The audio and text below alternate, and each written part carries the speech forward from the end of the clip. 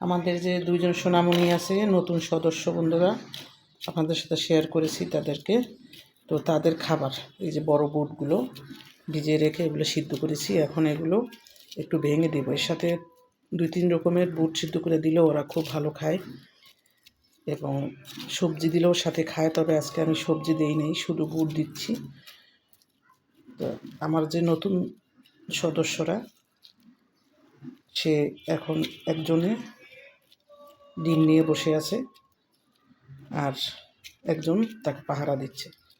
তো চলুন আমার সেই নতুন সদস্যকে দেখাচ্ছি। ওই যে বন্ধুরা আমার নতুন সদস্য একজন, আর একজন ওই যে ঘরের মধ্যে ডিম নিয়ে বসে আছে আর সে পাহারা দিচ্ছে। তো এখন ওনাকে আমি খাবার দিব।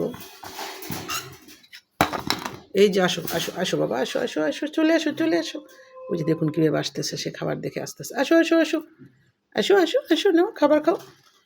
হ্যাঁ, এখন সে আসবে খেতে।